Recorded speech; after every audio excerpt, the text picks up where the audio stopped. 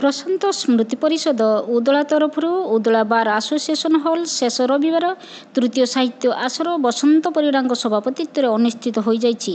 ଏଥିରେ ମୁଖ୍ୟ ଅତିଥି ଭାବେ ରବିକାନ୍ତ ମହାପାତ୍ର ଏବଂ ସମ୍ମାନିତ ଅତିଥି ଭାବେ ଜଳେଶ୍ୱରର କବି ତୀର୍ଥେଶ ରାୟ, କପ୍ତିପଦା ଉପଖଣ୍ଡର ଲୋକସମ୍ପର୍କ ଅଧିକାରୀ ରମେଶ ଚନ୍ଦ୍ର ନାୟକ, ରାମଚନ୍ଦ୍ର ସାହୁ, ଦିବଙ୍ଗତ ସାରସ୍ୱତ ସାଧକ ସ୍ୱର୍ଗତ ପ୍ରଶାନ୍ତ ବେହେରାଙ୍କ ପିତା ଶିଶୁ ସାହିତ୍ୟିକ ଶ୍ରୀକାନ୍ତ ପ୍ରସାଦ ବେହେରା ପ୍ରମୁଖ ଆଲୋଚନା ଚକ୍ର ରଙ୍ଗର ଉତ୍ସବ ହୋଲିରେ ଭାଗ ନେଇ ହୋଲି ପର୍ବ, ବସନ୍ତ, ଭାଇଚାରା ତଥା ରଙ୍ଗର ପୌରାଣିକ ଓ ସାମାଜିକ ମହତ୍ତ୍ୱ ବିଷୟରେ ଆଲୋକପାତ କରିଥିଲେ।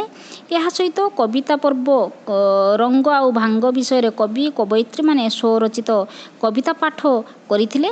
ଯେଉଁମାନେ ନିଜର କବିତା ଶବ୍ଦ ମାଧ୍ୟମରେ କବିତା ଆସରରେ ଗଭୀର ରଙ୍ଗ ଭରିଥିଲେ ସେମାନେ ହେଲେ କିଶୋର ଚନ୍ଦ୍ର ଦାସବାବୁ, ସନାତନ ରାଉତ, ପବିତ୍ର ବେହେରା, ମନୋରଞ୍ଜନ ମଲ୍ଲିକ, ବିଷ୍ଣୁମୋହନ ବେହେରା, କବୟିତ୍ରୀ ନମିତା ରାଉତ, କବୟିତ୍ରୀ ରୁକ୍ମଣୀ ସାହୁ ପ୍ରମୁଖ।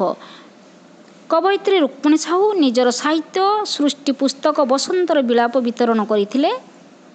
ପ୍ରଶାନ୍ତ ସ୍ମୃତି ପରିଷଦ ସକ୍ରିୟ ସଭ୍ୟା ଜାହ୍ନବୀ ବେହେରା ସାହିତ୍ୟିକ ବିଶ୍ୱେଶ୍ୱର ମାଝୀଙ୍କର ଲେଖା ଦୋଳଯାତ୍ରାକୁ ପାଠ କରିଥିଲେ।